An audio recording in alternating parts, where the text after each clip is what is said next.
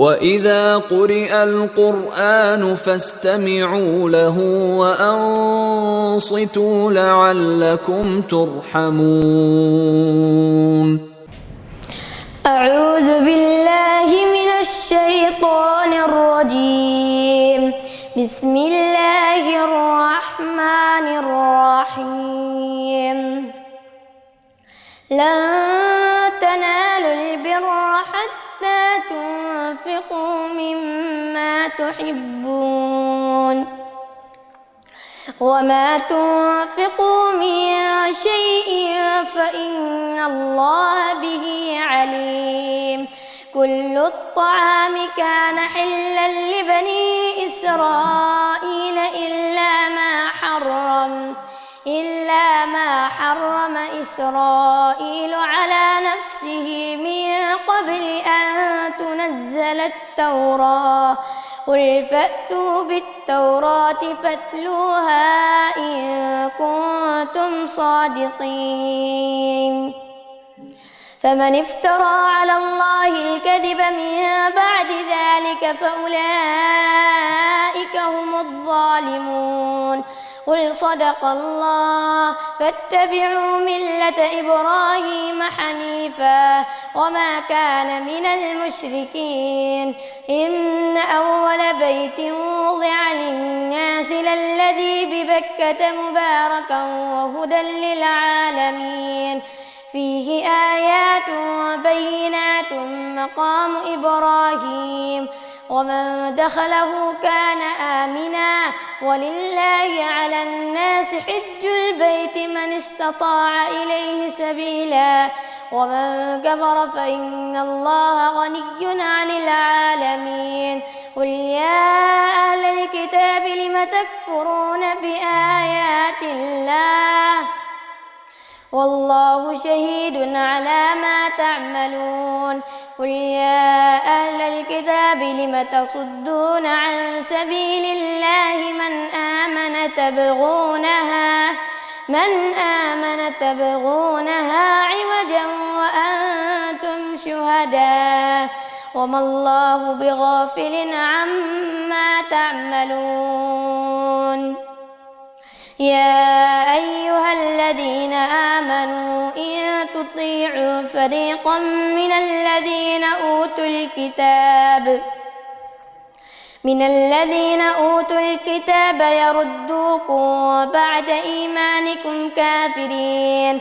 وكيف تكفرون وأنتم تتلى عليكم آيات الله وفيكم رسوله ومن يعتصم بالله فقد هدي إلى صراط مستقيم. يا أيها الذين آمنوا اتقوا الله حق تقاته ولا تموتن إلا وأنتم مسلمون. واعتصموا بحبل الله جميعا ولا تفرقوا. واذكروا نعمة الله عليكم إذ كنتم أعداء فألف بين قلوبكم فأصبحتم بنعمته إخوانا وكنتم على شفا حفرة من النار فأنقذكم منها. كذلك يبين الله لكم آياته لعلكم تهتدون. ولتكن منكم أمة يدعون إلى الخير ويأمرون بالمعروف وينهون عن المنكر وأولئك هم المفلحون. ولا تكونوا كالذين تفرقوا واختلفوا من بعد ما جاءهم البينات وأولئك لهم عذاب عظيم. يوم تبيض وجوه وتسود وجوه فأما الذين اسودت وجوههم أكفرتم بعد إيمانكم فذوقوا العذاب بما كنتم تكفرون وأما الذين ابيضت وجوههم ففي رحمة الله هم فيها خالدون تلك آيات الله نتلوها عليك بالحق وما الله يريد ظلما للعالمين ولله ما في السماوات وما في الأرض وإلى الله ترجع الأمور كنتم خير أمة أخرجت للناس تأمرون بالمعروف وتنهون عن المنكر وتؤمنون بالله ولو آمن أهل الكتاب لكان خيرا لهم منهم المؤمنون وأكثرهم الفاسقون لن يضروكم إلا أذى وإن يقاتلوكم يولوكم الأدبار ثم لا ينصرون ضربت عليهم الذلة أينما ثقفوا إلا بحبل من الله وحبل من الناس وباءوا بغضب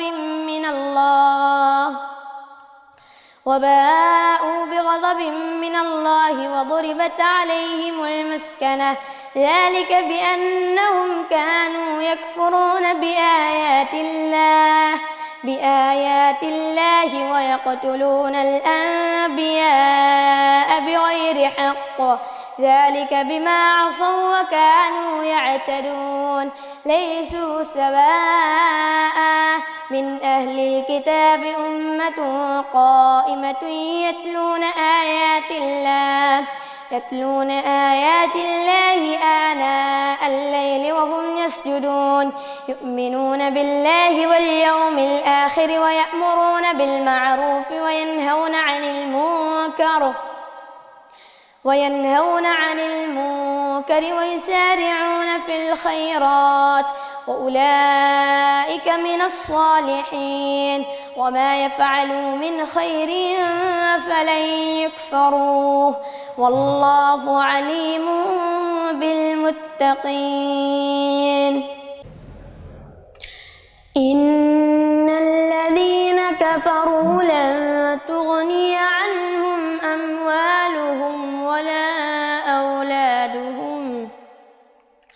ولا أولادهم من الله شيئا وأولئك أصحاب النار هم فيها خالدون مثل ما ينفقون في هذه الحياة الدنيا كمثل ريح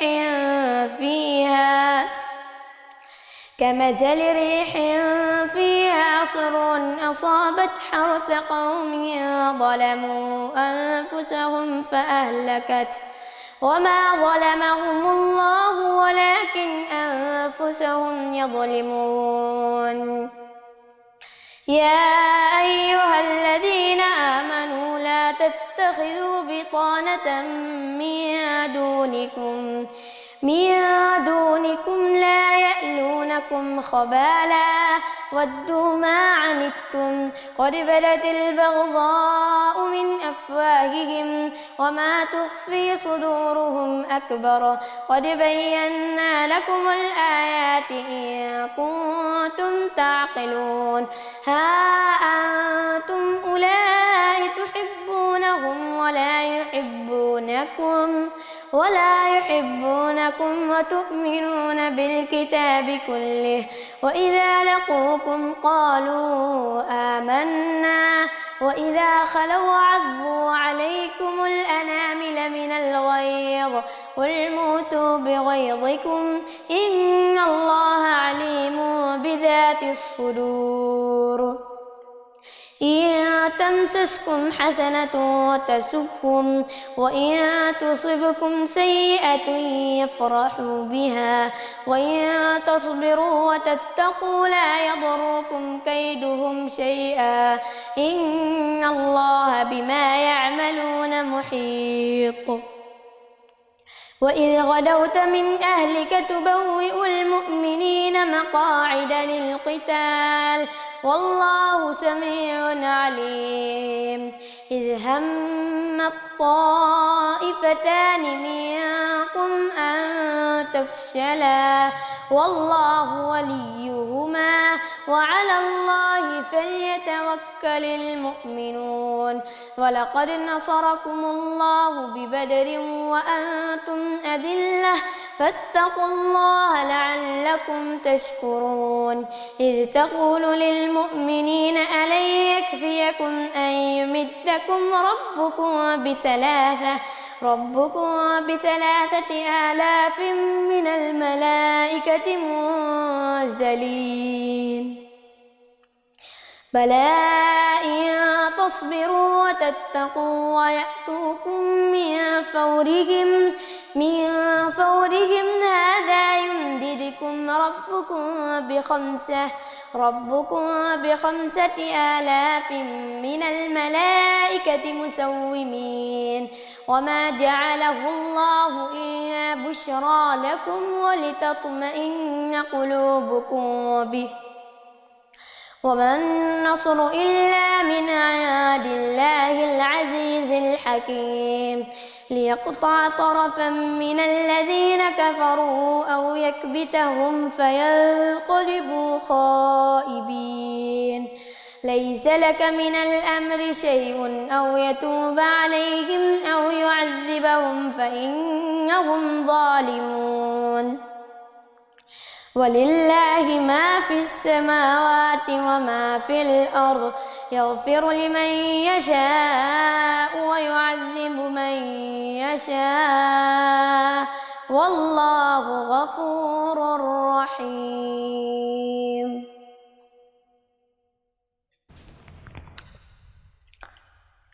يا أيها الذين آمنوا لا تأكلوا الربا أضعافا مضاعفة واتقوا الله لعلكم تفلحون.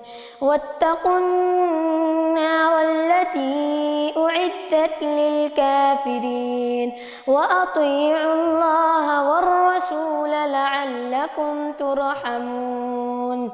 وسارعوا إلى مغفرة من ربكم وجنة عرضها السماوات والأرض أعدت للمتقين الذين ينفقون في السراء والضراء والكاظمين الغيظ والعافين عن الناس والله يحب المحسنين. والذين إذا فعلوا فاحشة أو ظلموا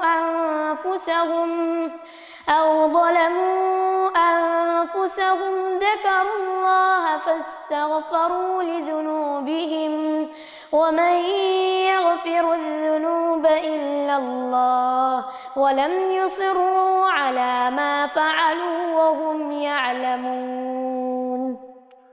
أولئك جزاؤهم مغفرة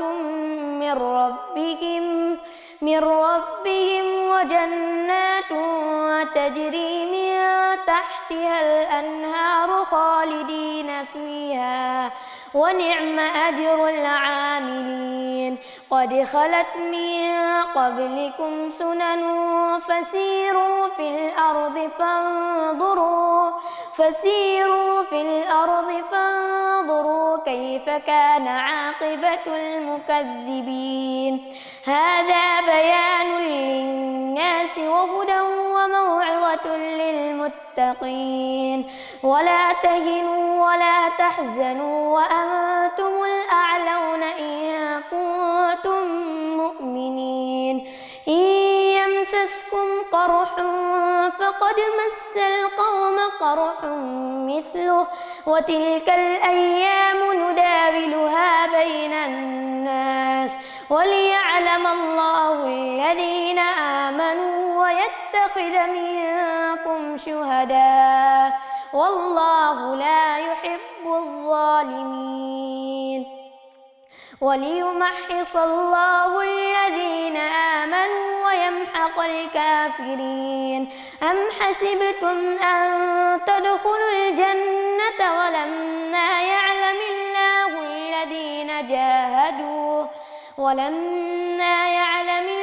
الذين جاهدوا منكم ويعلم الصابرين.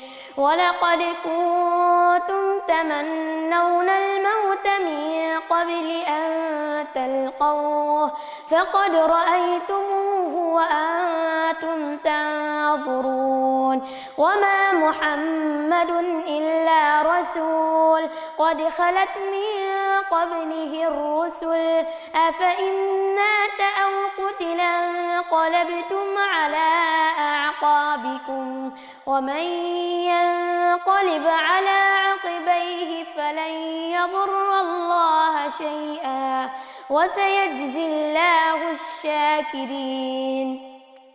وما كان لنفس أن تموت إلا بإذن الله كتابا مؤجلا ومن يرد ثواب الدنيا نؤته منها ومن يرد ثواب الآخرة نؤته منها وسنجزي الشاكرين. وكأي من نبي قاتل معه ربيون كثير فما وهنوا لما أصابهم في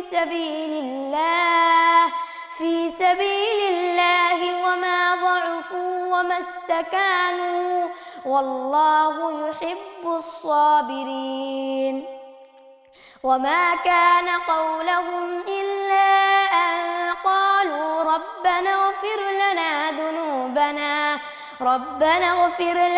ذنوبنا وإسرافنا في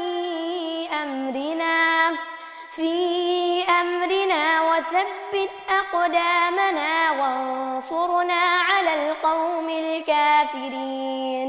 فآتاهم الله ثواب الدنيا وحسن ثواب الآخرة والله يحب المحسنين. يا أيها الذين آمنوا إن تطيعوا الذين كفروا يردوكم على أعقابكم فتنقلبوا خاسرين. بل الله مولاكم وهو خير الناصرين. سنلقي في قلوب الذين كفروا الرعب بما أشركوا بالله ما لم ينزل به سلطانا ومأواهم النار وبئس مثوى الظالمين. ولقد صدقكم الله وعده إذ تحسونه بإذنه حتى إذا فشلتم وتنازعتم في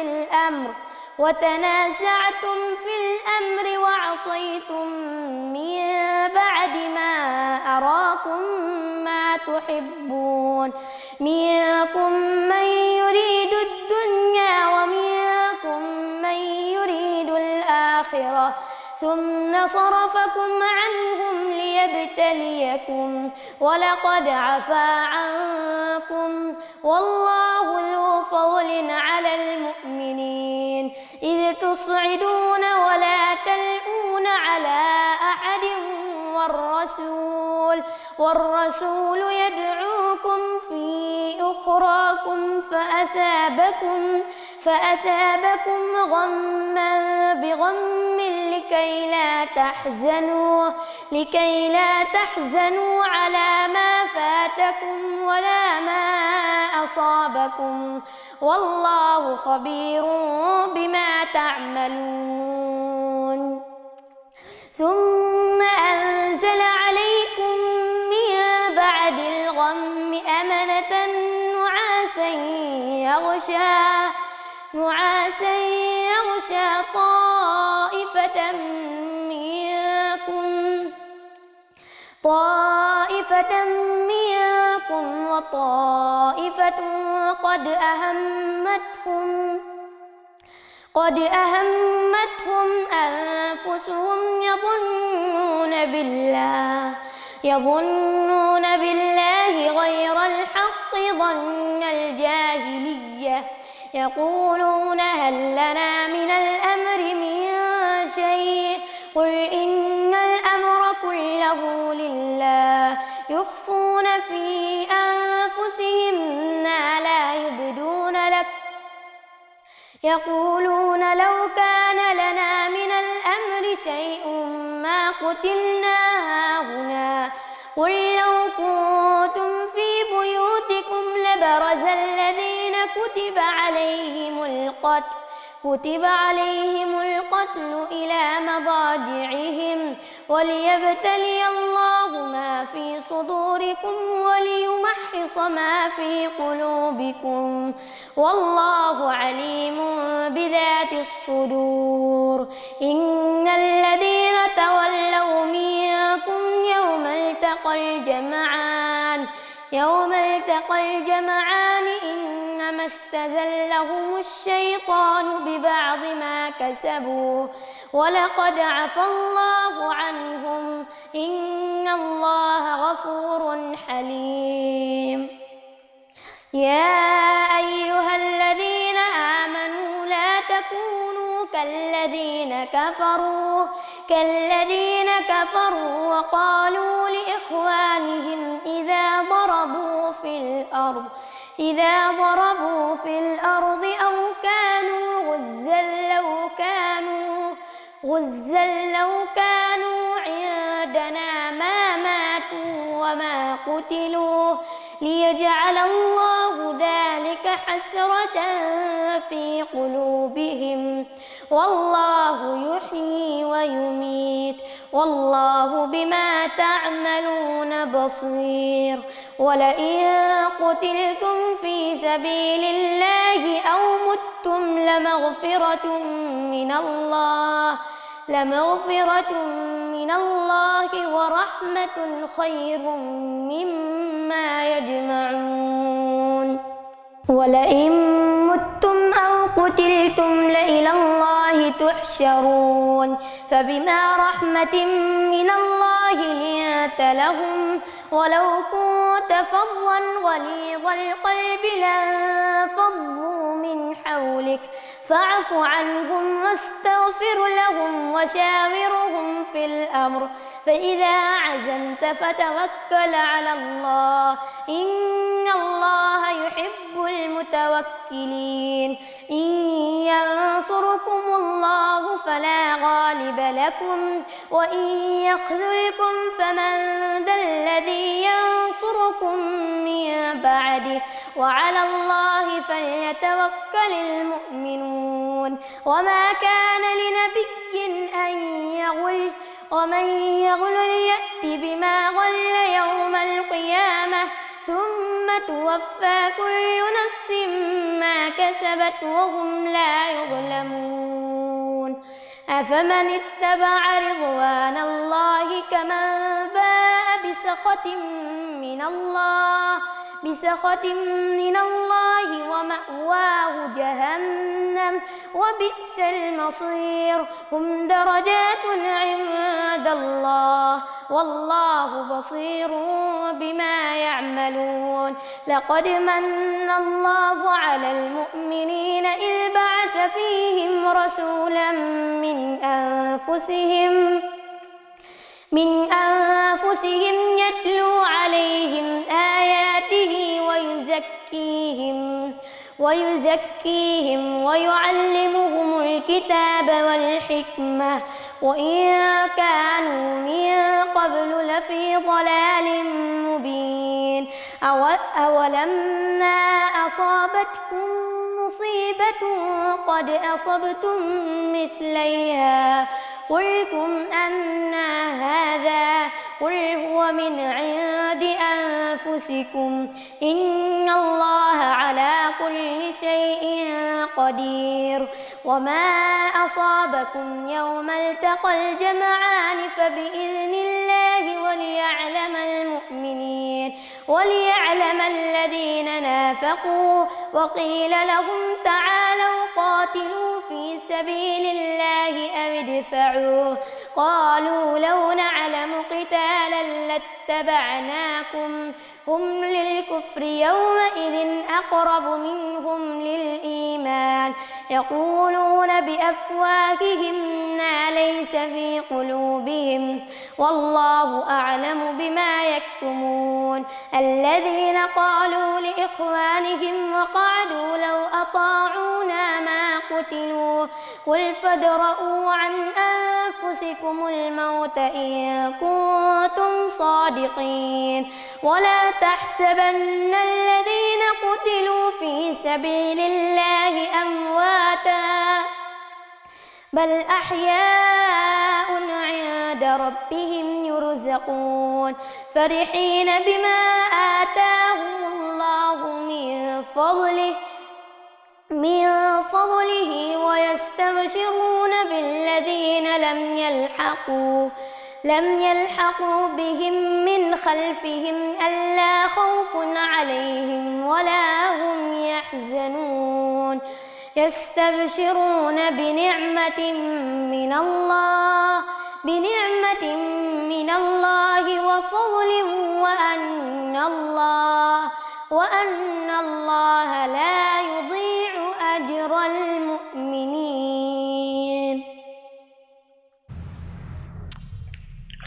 الذين استجابوا لله والرسول من بعد ما أصابهم القرح للذين أحسنوا منهم واتقوا أجر عظيم.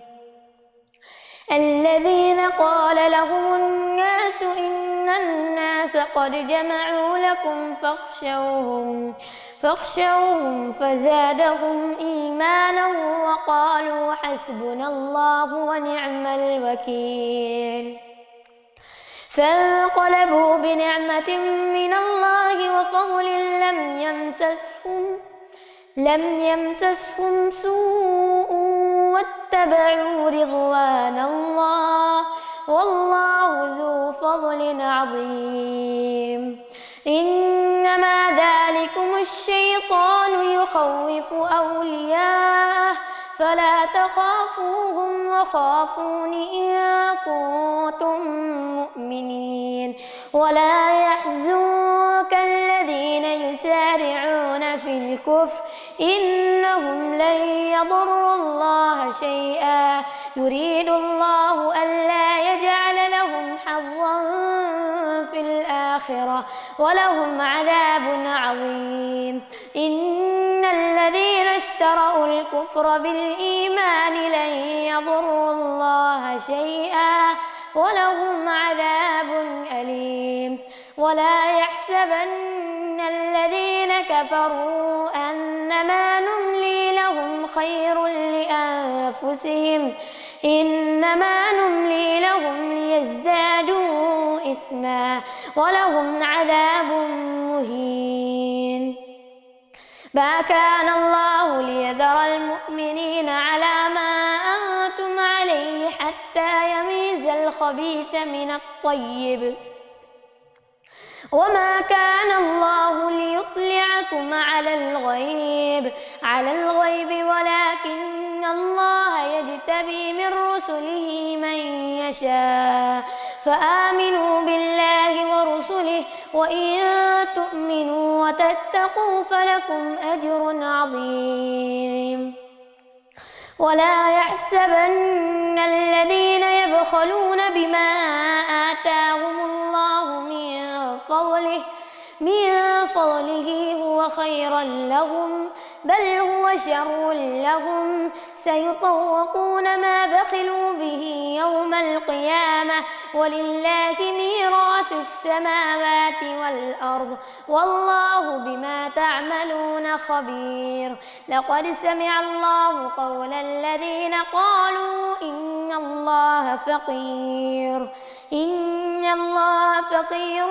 ونحن أغنياء أغنياء سنكتب ما قالوا وقتلهم الأنبياء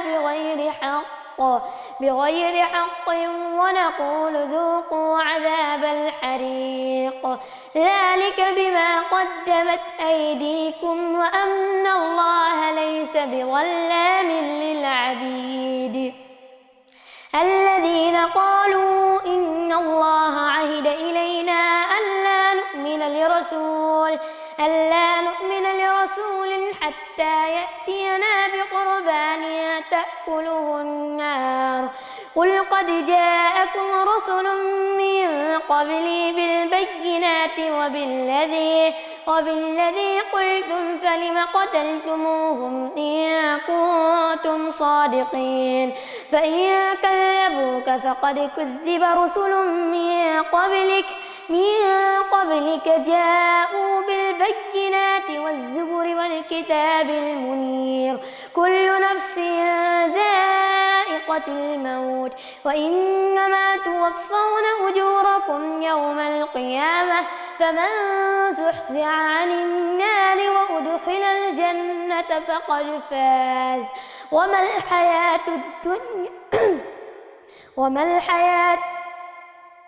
كل نفس ذائقة الموت وإنما توفون أجوركم يوم القيامة فمن زحزح عن النار وأدخل الجنة فقد فاز وما الحياة الدنيا إلا متاع الغرور لتبلغن في أموالكم وأنفسكم ولتسمعن من الذين أوتوا الكتاب من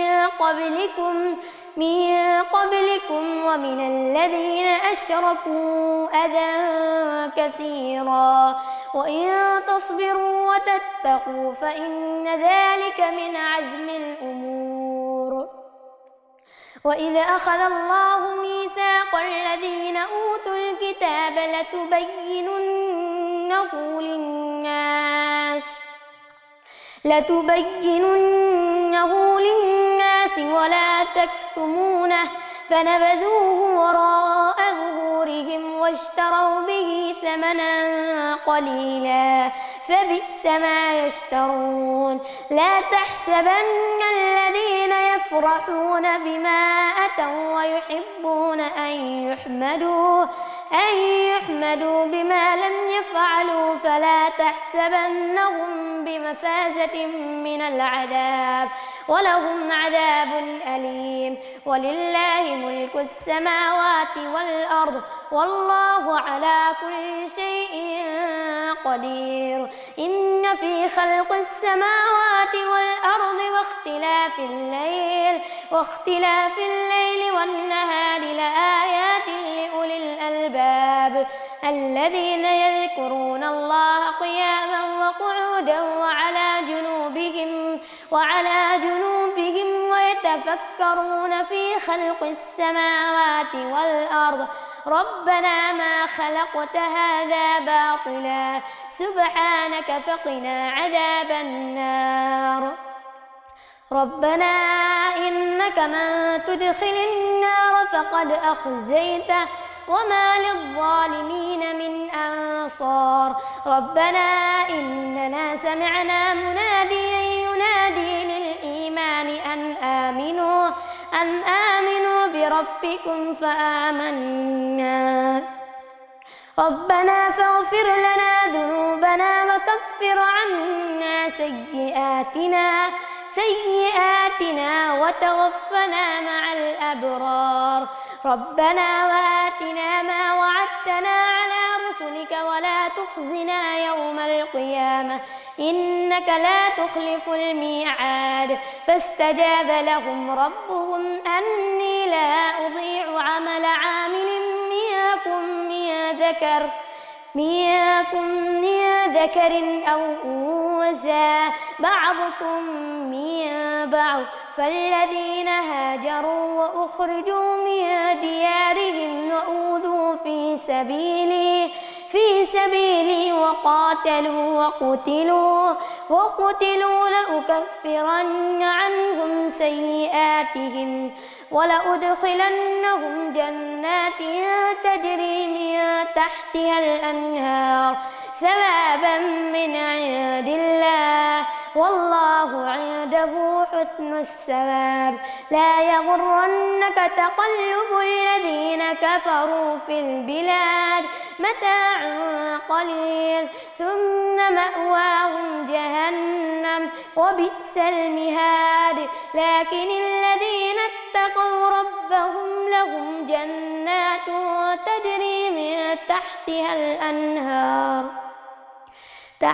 الأنهار خالدين فيها نزلا من عند الله وما عند الله خير للأبرار.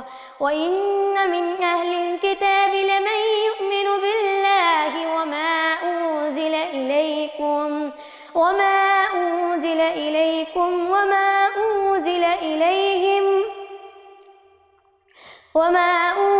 إليهم خاشعين لله لا يشترون بآيات الله ثمنا قليلا أولئك لهم أجرهم عند ربهم إن الله سريع الحساب. يا أيها الذين آمنوا اصبروا وصابروا ورابطوا واتقوا الله لعلكم تفلحون. بسم الله الرحمن الرحيم. يا أيها الناس اتقوا ربكم الذي خلقكم من نفس واحدة وخلق منها زوجها وبث منهما رجالا كثيرا ونساء واتقوا الله الذي تساءلون به والأرحام إن الله كان عليكم رقيبا.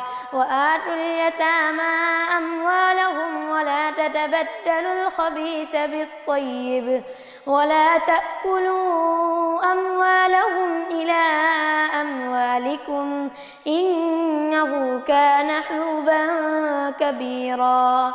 وإن خفتم ألا تقسطوا في اليتامى فانكحوا ما طاب لكم من النساء مثنى وثلاث ورباع فإن خفتم ألا تعدلوا فواحدة أو ما ملكت أيمانكم ذلك أدنى ألا تعولوا.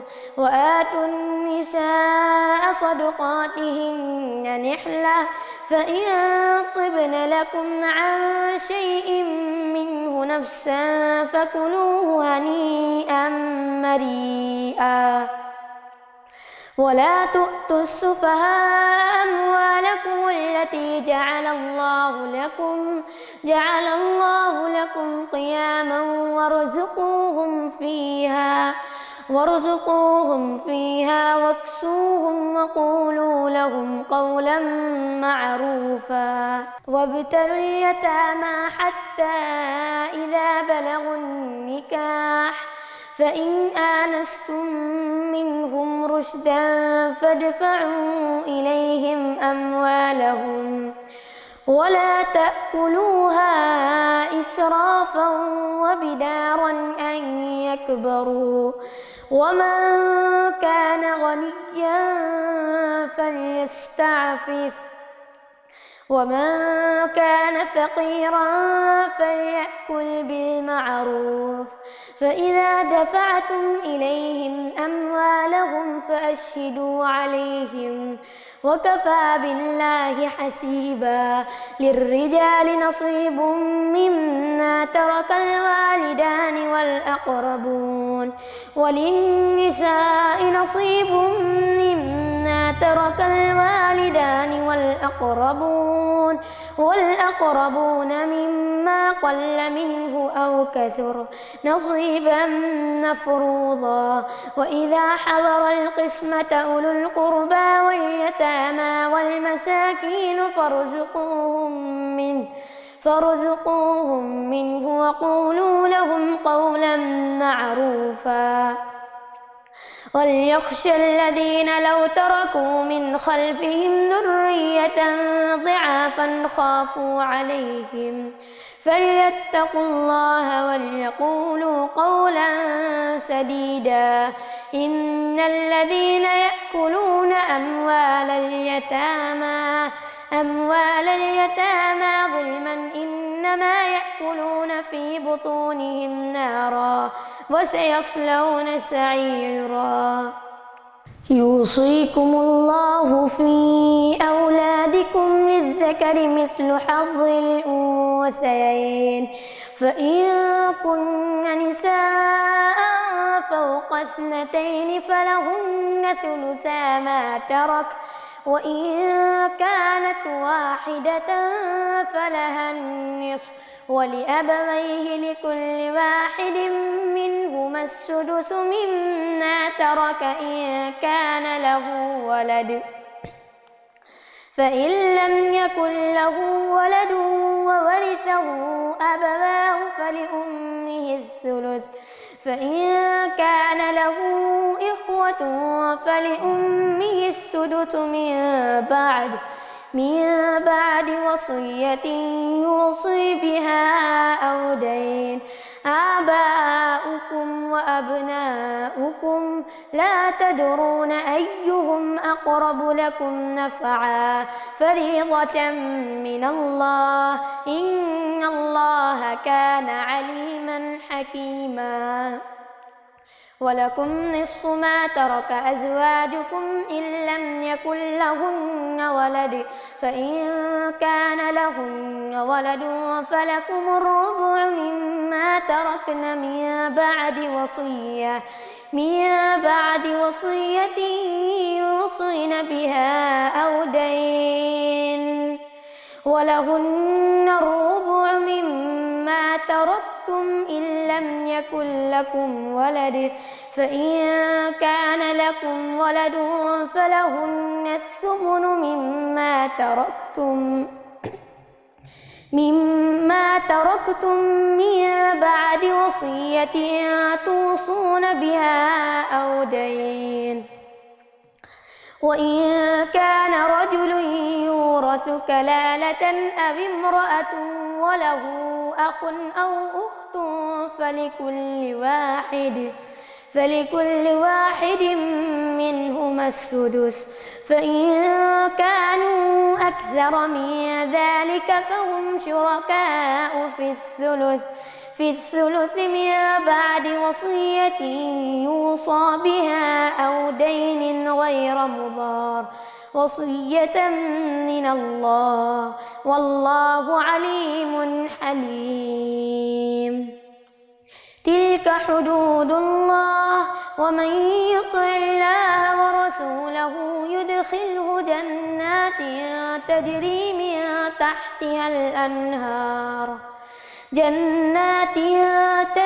من تحتها الأنهار خالدين فيها وذلك الفوز العظيم ومن يعص الله ورسوله ويتعد حدوده يدخله نارا خالدا فيها وله عذاب مهين واللاتي يأتين الفاحشة من نسائكم فاستشهدوا عليهن 4 منكم فإن شهدوا فأمسكوهن في البيوت حتى يتوفاهن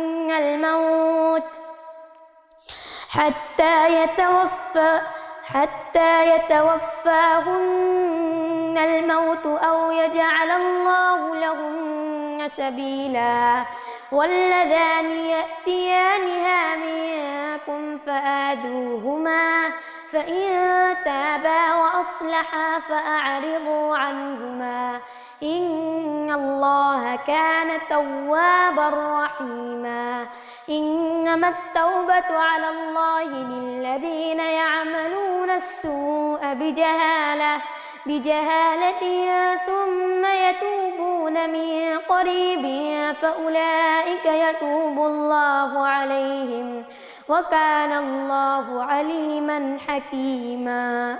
وليست التوبة للذين يعملون السيئات حتى إذا حضر أحدهم الموت قال إني تبت الآن ولا الذين يموتون وهم كفار أولئك أعتدنا لهم عذابا أليما. يا أيها الذين آمنوا لا يحل لكم أن ترثوا النساء كرها ولا تعضلوهن لتذهبوا ببعض ما آتيتموهن إلا أن يأتين بفاحشة مبينة وعاشروهن بالمعروف فإن كرهتموهن فعسى أن تكرهوا شيئا ويجعل الله فيه خيرا كثيرا. وإن أردتم استبدال زوج مكان زوج وآتيتم إحداهن قنطارا فلا تأخذوا منه شيئا أتأخذونه بهتانا وإثما مبينا. وكيف تأخذونه وقد أفضى بعضكم إلى بعض وأخذن منكم ميثاقا غليظا.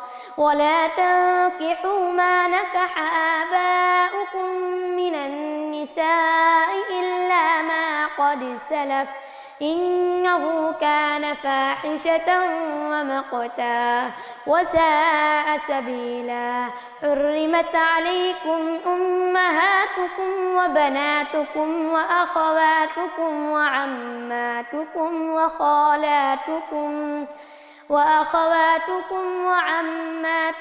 وخالاتكم وبنات الأخ وبنات الأخت وأمهاتكم اللاتي أرضعنكم وأخواتكم من الرضاعة وأمهات نسائكم وربائبكم اللاتي في حجوركم من نسائكم اللاتي دخلتم بهن فإن لم تكونوا دخلتم بهن فلا جناح عليكم وحلائل أبنائكم الذين من أصلابكم وأن تجمعوا بين الأختين إلا ما قد سلف إن الله كان غفورا رحيما.